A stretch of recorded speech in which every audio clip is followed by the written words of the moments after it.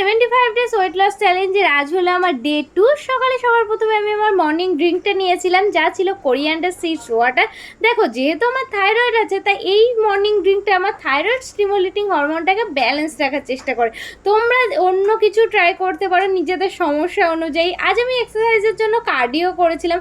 এক্সারসাইজের পরে স্কিনে যে গ্লোটা আসে না, উফ, আলাদাই লেভেলের গ্লো।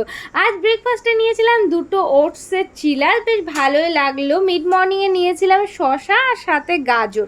তোমরা যে কোনো ফলও নিতে পারো। লাঞ্চে আমি নিয়েছিলাম ভাত আর সাথে একটু সবজি, আর নিয়েছিলাম চিকেন কষা। এখন থেকে আমি আমার সন্ধ্যের চাটা বন্ধ করে দিয়েছি, সেই জায়গায় নিচ্ছি গ্রিন টি, আর সাথে নিয়েছিলাম একটুখানি চিড়ে ভাজা।